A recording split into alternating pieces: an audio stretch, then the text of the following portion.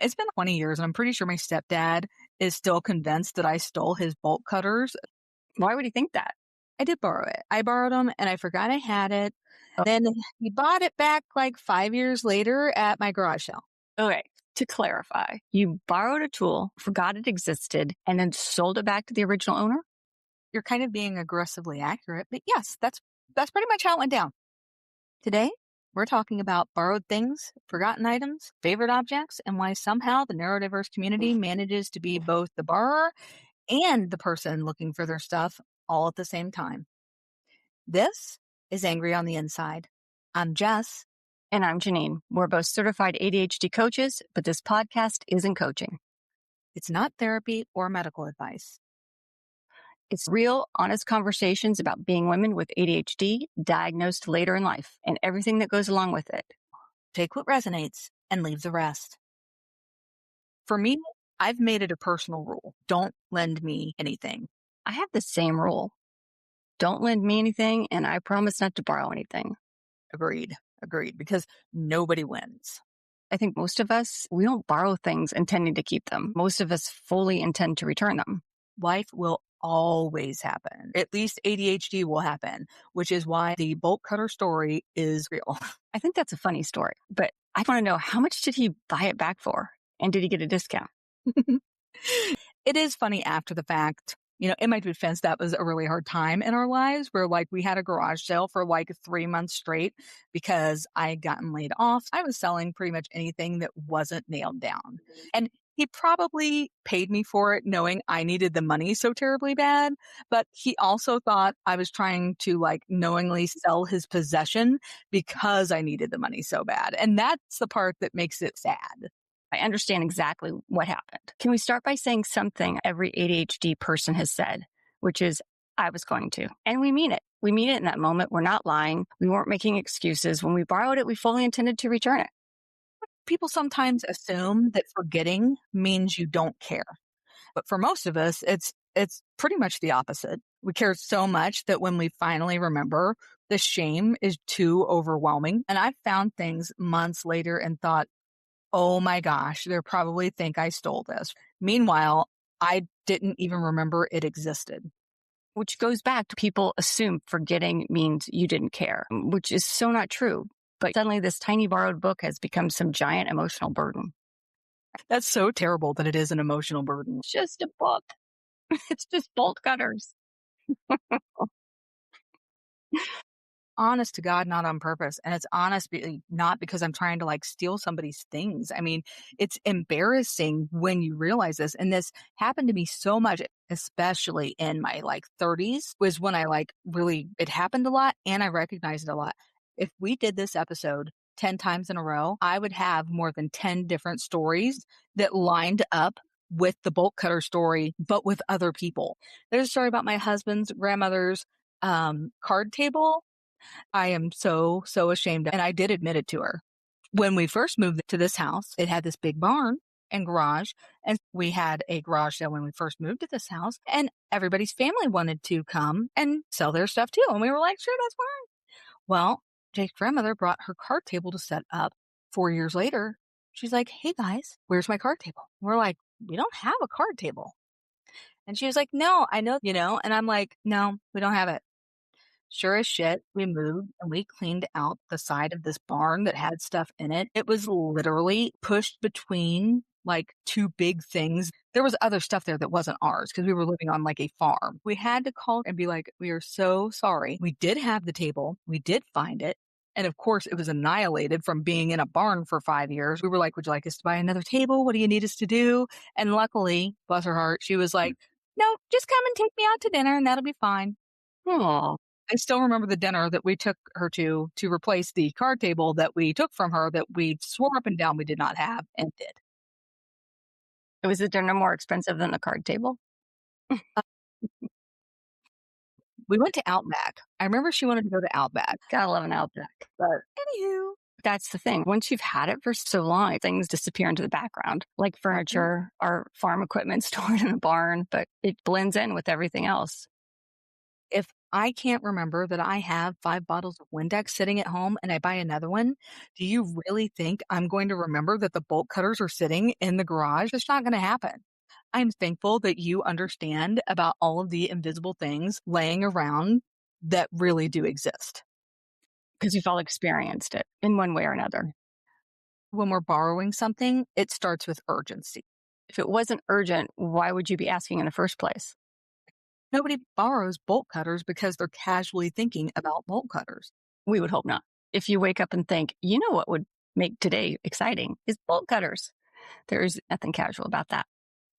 You borrow something trying to solve a problem. You're in the middle of a project, something's broke, you need something, and you need direct access to it right now. So what do?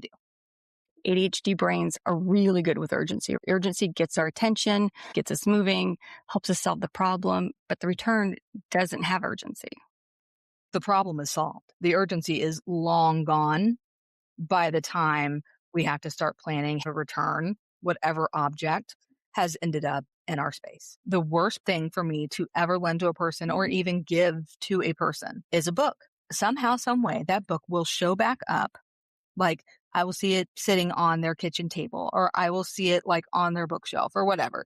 Even if I'm like, here, you can just have the damn book because the spine's all broken and it's going to be all dog eared. And I'm like, what the fuck did you do to that book? And they're like, what are you talking about? It looked like that when you gave it to me. And I'm like, no, it didn't. And then you're like, yes, it did. The next thing I know, it's become a freaking argument. I have weird shit about books. I can't help it. I think a lot of people do. But I think it was very important to you and you gave it to them and they seem to not care about it as much as you did. And so therefore you should be able to take it back. Books are different because people have relationships with books. I am predisposed to be emotionally attached to a printed page that may or may not have allowed me to disassociate at the exact best time in my life. That's why my house is full of books that I've never read because I have trouble actually physically reading. I get the audiobook, then I feel like I need to physically have it in case I want to reference it again someday. So I go buy the damn book, but then it's never touched. And never dog ear a page. Can't say never. I've done it, but it's with shame.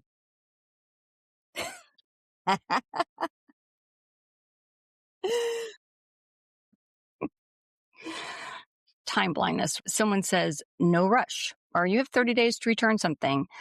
And your brain hears, future Jeannine will handle that. Future Jeannine never gets the memo. I wish there was a list of words that you could give to a neurotypical person that you should never, ever say to a neurodiverse person. Don't say no rush. When you get a chance, that one adds like an additional 3 months. That is very true. 2 categories. We know, we've heard it now and not now. But the return that's due in 2 weeks feels exactly the same as the one that's due in 2 months. Yeah. Until it's tomorrow or yesterday. That's when the panic sets in. As much as I hate to say it, for me, a lot of times those deadlines, they don't even exist. We say now and not now and in a few weeks and stuff, but really it's like if that happens to pop up, I understand this about my brain and how it works. How do I lean into it? It's not by being like, I'm going to set myself 15 reminders. It's like, no, I will not borrow a tool from anyone if there is no other choice. If I do not have the means to go and get that tool, maybe. But even then, I'm scared. I'm like, can you come over and use the tool on this thing and take it with you? Would you please come and do that? Because I don't want to be responsible for the tool. You get to a point where you understand, your version of ADHD. And if that doesn't work for you, there's no shame in saying, I don't want the pressure of having to return it. I don't want the anxiety or the panic or the shame that goes along with it. I will make sure that doesn't happen. And I think that's a good thing. Yeah, I do too. People often think returning something is one task. You just take it back, done. But we know that our brains don't experience it that way. It's the find the item, find the receipt, figure out where it goes, remember to put it in the car, then actually drive there. Hope you remember while you were already out, stand in line, and then come back home. You do come back home. And you know what? If you did, that means that item's still sitting in the back because you stood in line and you talked to somebody, but you never returned it. Oh, how many times have I wanted to return something the other day? It was like something to Home Goods and it was in the front passenger seat. Literally same thing. Got into the garage and looked down and there it was. And I'm not going to go back out. Now it's permanently mine. I shit you not. I am 2 months into having a thimble from Hobby Lobby $2.49, a thimble in my purse because I ended up not using it. And it would be, no, it would be more than that because I bought the thimble in April. We're coming into July. Will they even take it back? I don't know if it's good or bad because for $2.49, I wouldn't bother. It would cause me so much heartache to go get $2.49. I would eat it, which Right? probably is not a responsible way of looking at it. Just to accept what it is. My brain will immediately expand one errand into 12 separate parts. And it's all executive functioning task. That's where my overwhelm starts because my brain is like, we can just do it later, except later is never, ever going to arrive. The biggest lie people with ADHD tell themselves every day is, I'll do it later because it probably will never get done. It is a hard concept for people who don't have our brains to understand. How many steps does it take to actually go return something or to the store or to a friend that you borrowed it from? I truly wish a lot of times that my brain did prioritize by importance, but it doesn't.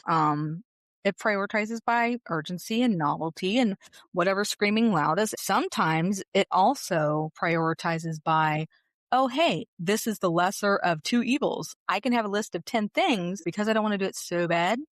I will do this other thing that I've been avoiding for 3 months just to let that one sit and rot. And it doesn't matter what it is. Obviously, the bolt cutters didn't scream loud enough. Very true. Returning a borrowed bowl, it isn't screaming for attention. It's quiet, doesn't create enough interest to pull your attention towards it. Your smoke detector battery, your kid forgetting their lunch, all jump in front of the line. That bowl just gets lost. If it's like me, it was on the counter and then you got sick putting it on the counter, looking at it on the counter, and then you put it in the cabinet and now it's like gone forever. Once it goes in the cabinet, it's gone. Smoke detector batteries are one of those things that chirp and cause severe noise rage for me. And yet I will let that sucker go and beep and beep and beep. Oh my gosh, I can't. Ooh, wow. Which I Yeah. know. I know we will touch base one day on Like, oh on yeah, no, the that would be like the top of my like, list. But I wouldn't remember to change the bat. It would have to chirp on me because I wouldn't do the like what you're supposed to check your batteries certain times of the year. It would have to chirp, but it would definitely get my attention. this does bring us to something I've decided to call ADHD rules for other people. I've heard of this rule. I think we have completely different rules depending on which side of the situation we're standing on. Like if I forget to return your thing, then it's because life got in the way or my ADHD happened. But there's kind of there's a reason, an excuse, I guess. I don't want to say excuse like tragic administrative error, unfortunate series of events. But if you forget to return my thing, now we're having a different conversation, especially if it's one of my absolute favorite things, like my favorite pen Or my favorite mug. or my good scissors. I don't know if that could say it. Everyone listening knows about a good pair of scissors. If anybody out there listening likes to do crafts, there's a pair of scissors in your house that is not used to cut paper ever. You saying the crafty thing. Yes, I used to get yelled at that by my mom about the paper. You can't cut paper with those scissors or whatever. So anyway, Jeannine, I love you so much. I would take your side if your mother yelled at you for that situation. I used to always get in trouble for using because she was sewed. She's always been crafty too. So But you know what that means for me to say that. I would side with you. you'd be like betraying your own. I know. It's not like the item has to be extremely expensive or one of a kind. It has to be very much yours. Your nervous system starts kind of a missing persons investigation. I know who had it last. I know where I saw it last. And you have a timeline for what's happened to it since. Right? Oh, I have suspects. I have theories. Somewhere in your house is an object that belongs to somebody else. But yeah, you haven't thought about it in 6 years? I realize that we judge ourselves by our intentions. We judge other people by the outcome. I didn't mean to keep your thing and you didn't mean to keep my thing. And we talk about giving grace to one another, giving grace to ourselves. It's so mixed up for us. If it's not landing for people, if you're like, no, that doesn't make any sense. My best example would be my mom. I tried so hard when I was a kid and a teenager. And then when I lived with her again in my 20s, because you got to circle back. But all of those times, I tried to make sure I was never, ever, ever the last person to use something because when it broke, I was the one who must have broken it. Mm. And it's the same idea. Because in that moment, suddenly there is a who broke this shit investigation. Because you want to prove yourself innocent. Who took it? You're looking to prove yourself innocent. That is exactly right. That Yes. is like the vibe and the feeling that I get when it comes to these types of things. I'm not going to talk about it for too long, but I think money needs to enter the conversation because it's the same concept as borrowing a tool or a pen. It's the same idea, but it really raises the stakes. This is what can really impact relationships. I try to not lend money unless I can absolutely say with all honesty, I do not need it and that I do not want it back. Um, it's sort of like giving a gift. Once you've given that gift, the gift has served its purpose. If you make money a gift, it served its purpose. Whatever they choose to do with that money, whether it's what they told you they were going to do with it or not, that sort of releases the issue that can come between families and friends because money is perceived so differently. It's Yeah. perceived like actual slight. And it's really easy for neurodiverse brains to put off paying things. There's always something that's intense or grabbing our attention that needs to get paid that somehow that friend, that loved one doesn't end up getting paid back. And it can cause real relationship struggles. So if there's one thing I would say about money is that yes, it falls into the same line as borrow a tool, but it's a case that if you can ever avoid it, do because it always, always causes complications. Let's shift the conversation a bit because sometimes it is not about forgetting. Sometimes it is about shame. That is a powerful distinction. Person who forgot to return it because they didn't mean to keep it. And then the person who broke something and then doesn't want to return it is, I think, becomes more about they're afraid to have the conversation. They don't know how to let the other person know because those are really big feelings around it. And sometimes ADHD brains don't do well with big feelings. We tend to push them away and avoid them. And then it suddenly snowballs. Ugh, it does. I'm avoiding that conversation. The person who never returned the thing, the person who never paid you back, they may have been carrying around a lot more shame and embarrassment than you realized. That's true. At the same time, I think being hurt by those things is valid too. It really is. That's what makes it so hard. It's like Yeah. it doesn't dismiss the other person's feelings. We know that we struggle with it. We know we have good intentions. It doesn't negate the fact that you fucked up. It doesn't negate the fact that you hurt someone's feelings unintentionally. We're avoiding those difficult situations, those difficult conversations. Exactly. Yeah. We're letting them build up in us.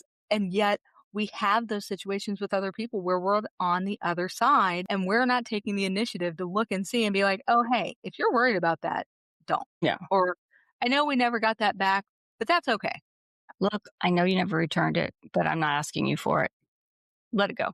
Sometimes we got to verbally give some grace. We got to verbalize. We hold so much inside of our heads.